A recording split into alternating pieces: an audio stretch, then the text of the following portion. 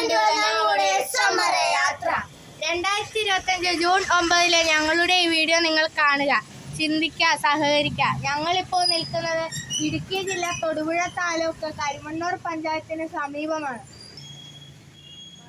ശ്രീകുട്ടിയുടെ ജനന സർട്ടിഫിക്കറ്റ് കിട്ടുന്നതിനായി 2.5 വർഷക്കാലം ഞങ്ങൾ കരിമണ്ണൂർ പഞ്ചായത്ത് കയറിയിറങ്ങിയിട്ട് സർട്ടിഫിക്കറ്റ് കിട്ടാതെ വന്നപ്പോൾ 2023 ജൂൺ 30 ഞങ്ങൾ കരിമണ്ണൂർ പഞ്ചായത്ത് സമരത്തിലാണ്.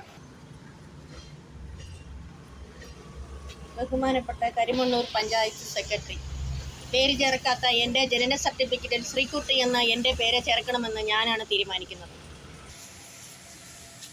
നീതി എന്ന പദം വ്യക്തിയുടെ നിയമാനുസൃതമായ പ്രതീക്ഷയുടെ സാക്ഷാത്കാരത്തെ സൂചിപ്പിക്കുന്നു. വ്യക്തിയുടെ അവകാശങ്ങൾ ഏതെങ്കിലും വിധത്തിൽ ലംഘിക്കപ്പെടുന്നതിനെതിരെ ആ വ്യക്തിക്ക് സംരക്ഷണം നൽകുന്നതിനെയും ആ പദം അർത്ഥമാക്കുന്നു. നിയമം, അവകാശങ്ങൾ, സ്വാതന്ത്ര്യം, സമത്വം തുടങ്ങിയ ആദർശങ്ങൾക്ക് സകല രാഷ്ട്രീയ വ്യവസ്ഥകളും ഉയർന്ന മൂല്യം കൽപ്പിക്കുന്നുണ്ട് എന്ന് പറയുമ്പോൾ ശ്രീകുട്ടിയുടെ ജനന സർട്ടിഫിക്കറ്റിൽ പേര് ചേർത്ത് നൽകാതിരുന്നത് മനുഷ്യത്വപരവും ഭരണഘടനാപരമായ ലംഘനമാണെന്ന മഹാസത്യം ഭരണാധികാരികളും ന്യായാധിപരും മനസ്സിലാക്കുക. നമ്മുടെ ജനാധിപത്യ മൂല്യങ്ങളെ സംരക്ഷിക്കപ്പെടേണ്ടത് ജനങ്ങൾ മാത്രമാണോ? അങ്ങനെയാണെങ്കിൽ കരിമണ്ണൂർ പഞ്ചായത്തിലെ മുൻ സെക്രട്ടറി ജോൺ മാത്യുവിനെ പോലുള്ള ഉദ്യോഗസ്ഥരെ ജനങ്ങൾക്ക് കൈകാര്യം ചെയ്യേണ്ടതായി വരും.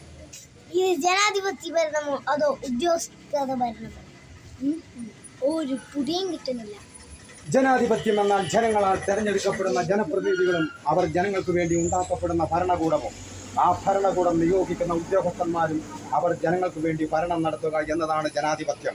അല്ലാതെ ജനങ്ങളെ പരമാവധി ബുദ്ധിമുട്ടിക്കുന്നതിനെ അല്ല ജനാധിപത്യം എന്ന് പറയുന്നത്. ബഹുമാനപ്പെട്ട ജോൺ മാത്യു, താങ്കളും താങ്കളുടെ മേലുദ്യോഗസ്ഥനും ഞങ്ങൾക്ക് ഒരുപാട് ബുദ്ധിമുട്ടുകൾ ഉണ്ടാക്കി. ജനന സർട്ടിഫിക്കറ്റ് കിട്ടാത്തതിനാൽ ശ്രീകുട്ടിക്ക് ആധാർ കാർഡ് ഉണ്ടാക്കുവാനോ റേഷൻ കാർഡിൽ പേര് ചേർക്കാനോ കഴിഞ്ഞിട്ടില്ല. ഞങ്ങളുടെ അച്ഛന് അസ്ഥിയുടെ തേയ്മാനം കാരണം കൂലിപ്പണി പോലും ചെയ്യാൻ പറ്റാത്ത അവസ്ഥയാണ്.